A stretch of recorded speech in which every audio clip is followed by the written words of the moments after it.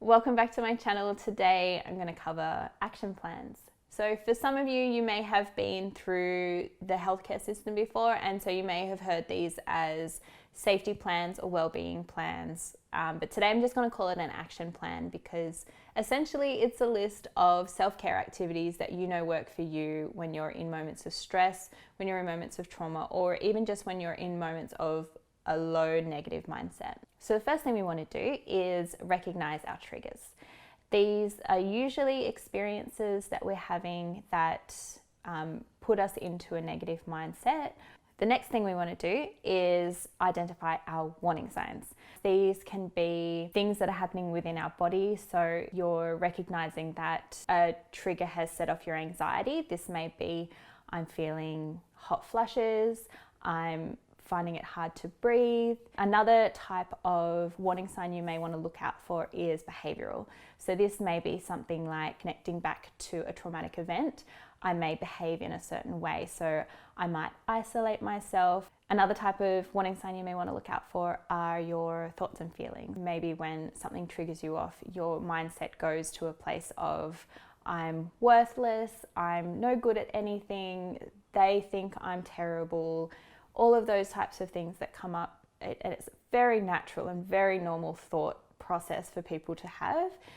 It's just something to notice about yourself and also go, if that's something you don't want to have happen, then catch it and name it, call it a warning sign and put it into that category so that you can use the next step to change that.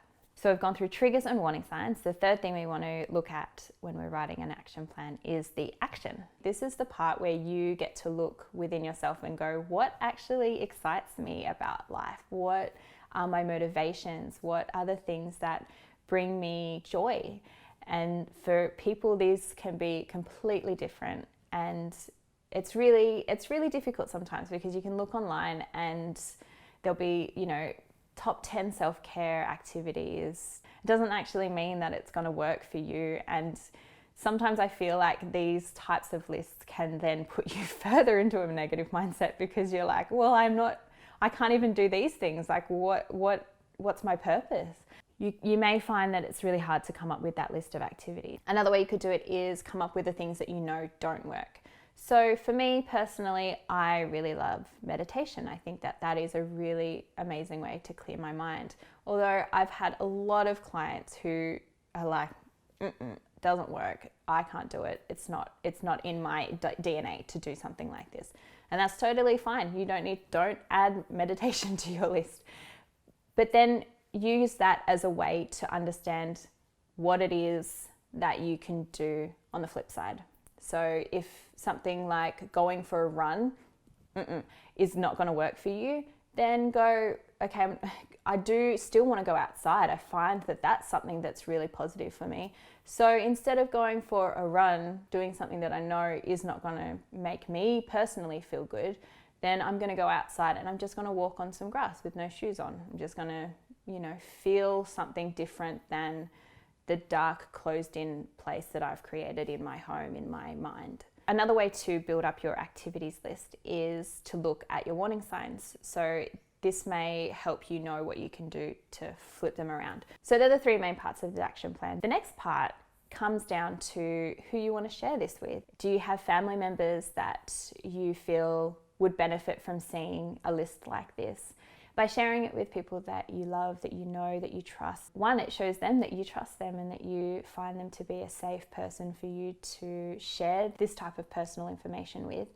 But also it helps them know what they can do. Whatever it is that you have listed down as something that can help you come out of that mindset, now you have people who can use it as well, and it's not just a responsibility for you. The other people that you can share it with are the professionals in your life. So that might be your therapist, your counselors, any other workers that you may have, and also your GP. These are all people that would really benefit from having a copy of these types of lists, and it helps them understand what you're going through. It helps them see that you're understanding what's happening to you. So that's the what and that's the who. Now let's look at the how. When it comes to writing an action plan, the first thing you want to do is make sure you're in a calm, balanced mindset. This list is supposed to help you when you're in a negative mindset, when you're in a place of crisis or at risk, so that you don't have to think about it when you're in those moments. Because if you've been in one of those moments, you'll know that it is really difficult to figure out what those things are. Writing these things down when you're in a clear and balanced mindset will make sure that you're getting out all the information that you actually need and you know works, because you're on the other side. 2 things I want to say. One is that you know yourself better than anybody. You know what works for you and you know what doesn't work for you. The second thing is that you've gotten through this before, and you know you have, because you're here. You're still here. You know what tools work to get you through these moments of crisis because you've gotten through them before.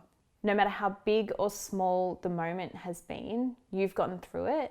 And you need to remember that, and you need to champion yourself in these moments and bring back to yourself the feeling of strength and motivation that you have been able to find in every other time that this has happened to you. When you're in a clear and balanced mindset, you can get to those points where you can be like, yeah, I did it. I got through that. I did not see how I could get past that, and I did it. And I'm so proud of myself. And oh, heck yeah, that's what I did. I did this, and I did this, and I did this. And I spoke to this person, and that changed everything for me. Write those things down. Bring those into your action plan so that you can remember them when you're in a place again, because it's going to happen again. These moments aren't just going to stop magically. The next time you're in these places, you now have something that you can use to bring yourself out of those moments again. Self-reflection can be a really vulnerable place to go, and so it's really hard to be in a place of self-awareness when you're already challenging your sense of self, your sense of worth. Start writing these types of lists down when you're in a clear and balanced mindset. You'll find that you'll have a lot more information to share with yourself. This is a place where you can celebrate. Not only celebrate that you are a strong person to get yourself to where you are today, but also celebrate your strengths, celebrate your uniqueness, celebrate who you are and what makes you the person you are. It's really important to start with celebrating your uniqueness, your strengths, because you're gonna have to be super honest with yourself. It's not something that you wanna be like, yeah, I've never taken a drug in my life and I don't do anything bad. Like, who's benefiting from that? It's definitely not you. If you're the only one reading this, if it's your loved ones, if it's the professionals in your life, none of those people will judge you from what you're writing in them. Heck, they probably already know that those are the things you do because they see those behaviors in you already. They're not judging you. They're still around. They still love you. So just use it as a time to be completely open with yourself. Again, another reason why you want to be in a really calm and balanced mindset, because it's not a place where you want to be going deep into those things when you're already beating yourself up about something. This is a living document. This is something that isn't set in stone. It can change because you change. We all change. Things that worked for us 2 years ago no longer work for us now, and that's just part of life, and that's fine. The benefit of it being something that's changeable, that can grow with you, is that you can keep adding to it. If you are in a place where you're like, actually I tried walking and that worked, but if I add walking and meditation, then I'm in a completely different level. So you can add that to the list. You can just keep adding it. You may find that you're talking to different people and they share something that they've done and it's something that actually really works for you. So make sure that you recognize that it is living. It is something that can change. You may even find that some warning signs may drop off the list or new warning signs come up. It's a part of the human experience. Again, you aren't judging yourself in these moments. You are just being honest. You're just being like, heck, that's what I do. Okay, now what can I do next? Just as this is a living document, there is no timeline on when you need to have this done by. This is something that you can work on for the rest of your life. And I hope that it's something that you end up treasuring, because it is something that you are using to make sure that you are feeling mentally healthy. Just like there is no timeline on when you need this done, there is no experience that you're having that cannot benefit from this. Sometimes we feel like there's a spectrum and we need to be at the very end of the spectrum to be able to use certain things in our lives. But sometimes it can just be that you're in a bad mood, and it can also be that you may be at a point where you are at the very lowest of lows in your mind. Just as when you're writing this action plan, there is no benefit to you if you're judging yourself on what the experience is for when you use it. It doesn't matter where you are on the spectrum. If you need the support that you have created for yourself, then access it. Access it when you need it. Am I pronouncing access right? Access. Access. Yeah. There is no length to this document either. You may find that there is one trigger for you. You may find that there are 5 triggers for you. You may find that there are 3 warning signs. You may find that there's 1 warning sign that happens for all of the triggers. You may have a list of 2 things on your activities list, but you have honed it down so well that you know if you do those 2 activities that you will be able to then get to a point where you're feeling strong enough to call your therapist to book an appointment or talk to your GP and get another mental health care plan.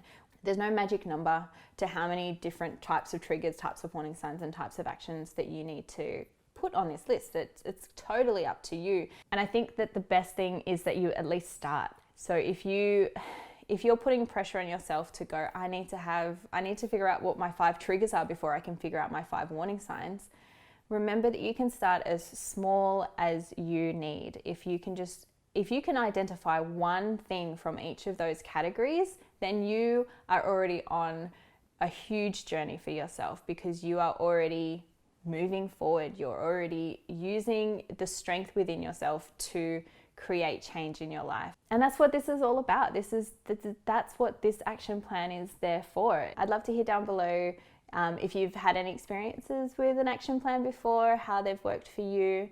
Next week, we'll go over how to actually write it. So I'll do an interactive video with you actually writing out an action plan.